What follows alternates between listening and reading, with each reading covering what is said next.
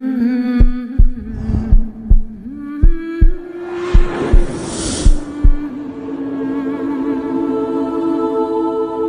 اللہ الرحمن الرحیم۔ اللہم صلی علی محمد وآل محمد، اللہم صلی علی محمد وآل محمد، اللہم صلی علی محمد وآل محمد وعجل فرجہم اجمعین۔ جناب سیدہ کی کہانی۔ کسی شہر میں ایک سنار رہتا تھا۔ اس کی عورت ایک روز پانی بھرنے کنویں پر گئی۔ ایک شور اٹھا کہ تیرا لڑکا کمہار کے آوے میں گر گیا ہے۔ وہ سنارنی اتنا روئی کہ بے ہوش ہو گئی۔ غش کی حالت میں اس نے خواب میں دیکھا کہ ایک نقاب پوش بی بی تشریف لائی ہیں اور فرماتی ہیں کہ اے عورت، تم منت مان لے کہ میرا لڑکا کمہار کے آوے سے صحیح سلامت نکل آئے تو میں جناب سیدہ کی کہانی سنوں گی۔ اتنے میں ایک طرف سے شور اٹھا کہ سنارنی کا لڑکا کمہار کے آوے سے زندہ و سلامت نکل آیا۔ سنارنی کی غش سے آنکھ کھلی تو کیا دیکھتی ہے کہ اس کا لڑکا اس کے سامنے کھڑا ہے۔ اللہم صلی علی محمد وآل محمد وعجل فرجہم۔ وہ خوشی خوشی اپنے لڑکے کو گھر لے آئی اور بازار سے 2 پیسے کی شیرنی خرید کر اپنے پڑوسیوں کے پاس گئی اور کہا چلو میرے گھر میری منت بھر آئی ہے، جناب سیدہ کی کہانی سننے چلو۔ سب عورتوں نے انکار کر دیا۔ وہ روتی ہوئی مایوس ہو کر جنگل کی طرف چلی گئی۔ کچھ دور جا کر اس نے ایک نقاب پوش بی بی کو دیکھا۔ انہوں نے کہا کہ تو بیٹھ جا، میں جناب سیدہ کی کہانی سناتی ہوں۔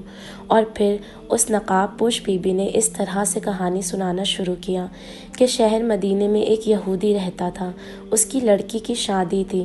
وہ جناب رسول خدا کی خدمت میں حاضر ہوا اور عرض کی کہ مولا، میری لڑکی کی شادی ہے، اگر حضور اجازت دیں تو جناب فاطمہ زہرا میرے گھر تشریف لے جائیں۔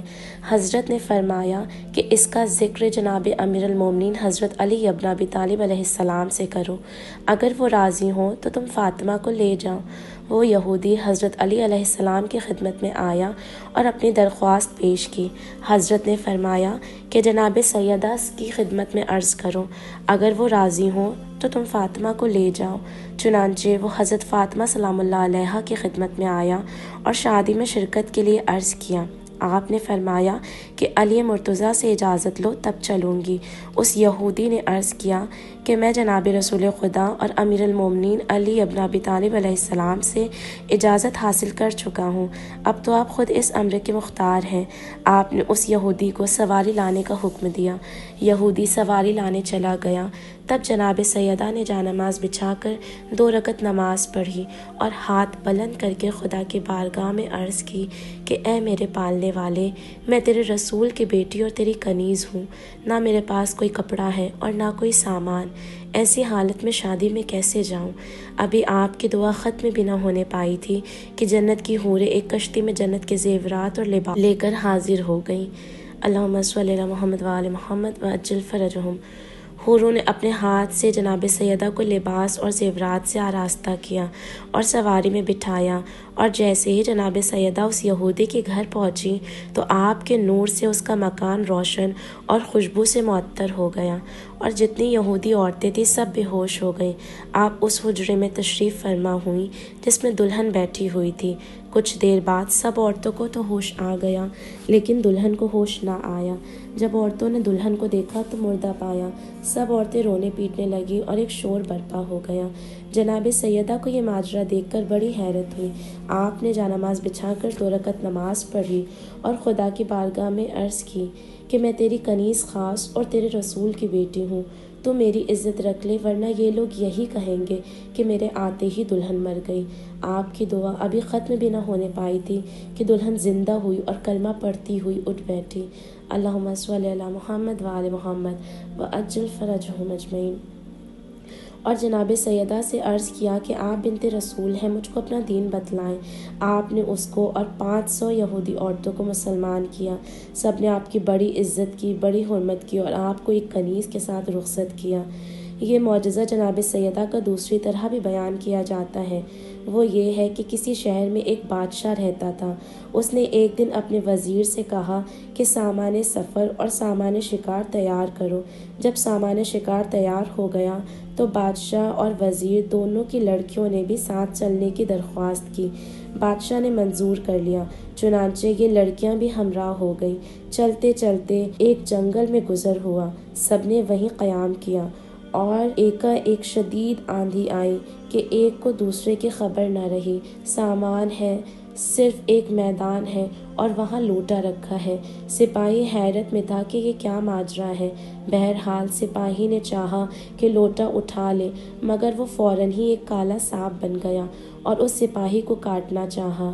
یہ خوفزدہ ہو کر پیچھے ہٹا اور بھاگ کر اپنے بادشاہ کے پاس آیا اور سارا واقعہ اس سے بیان کیا۔ یہ تمام باتیں سن کر بادشاہ کو غصہ آیا اور اس نے لڑکیوں کو بلا کر کہا، تم لوگ جادوگر ہو، بتلاؤ کہ یہ کیا ماجرا ہے اور تمہارے والدین کہاں ہیں؟ لڑکیاں حیرت زدہ ہو گئی اور کوئی جواب نہ دے سکیں۔ بادشاہ نے ان لڑکیوں کو قید کر دیا اور کہا کہ کل تم کو قتل کر دینے کے لیے جلاد کے حوالے کر دوں گا۔ قید خانے میں وزیر زادی نے شہزادی سے کہا کہ نہ جانے ہم سے کون سی ایسی خطا ہو گئی ہے جس کی وجہ سے ہم کو یہ سزا ملی ہے کہ ہم قتل کر دیے جائیں گے۔ یہ دونوں گریہ و زاری میں مشغول ہو گئیں اور خدا سے دعا کرنے لگیں۔ روتے روتے ان کی آنکھ لگ گئی۔ خواب میں کیا دیکھتی ہیں کہ وہی نقاب پوش بی بی آئی ہیں اور یہ فرماتی ہیں کہ تم نے جناب سیدہ کی کہانی مانی تھی مگر سنی نہیں، یہ اسی کا عذاب ہے۔ لڑکیوں نے عرض کیا، ہم آپ پر سے قربان ہو جائیں، یہ بتلائیں کہ ہم قید خانے میں شیرنی وغیرہ کا انتظام کیسے کریں؟ آپ نے فرمایا کہ صبح تمہارے آنچل سے 2 پیسے گریں گے، اس کی شیرنی منگوا لینا اور کہانی سننا۔ چنانچہ صبح کو ایسا ہی ہوا۔ لڑکیوں نے شیرنی منگوا کر کہانی سنی اور اپنی غلطی کی رو رو کر معافی مانگی۔ بادشاہ نے صبح کو جلادوں کو بلا کر حکم دیا کہ دونوں لڑکیوں کو قتل کر ڈالو۔ جب وہ جلاد لڑکیوں کے پاس آیا تو انہوں نے کہا کہ ہماری طرف سے بادشاہ کی خدمت میں عرض کرو کہ ہماری چند باتیں سن لیں، اس کے بعد ہمارے قتل کا حکم دیں۔ جلاد نے جب بادشاہ کی خدمت میں یہ پیغام پہنچایا تو وہ خود لڑکیوں کے پاس آیا۔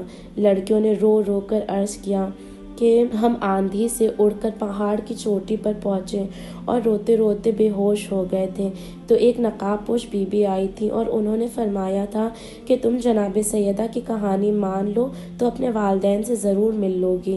ہم لوگوں نے منت مان لی تھی مگر اپنے والدین سے ملنے کے بعد ہم لوگ کہانی سننا بھول گئے، یہ اسی کا عذاب تھا۔ آپ پھر سپاہی کو بھیجیے اور ہمارے والدین کے حالات دریافت کیجیے۔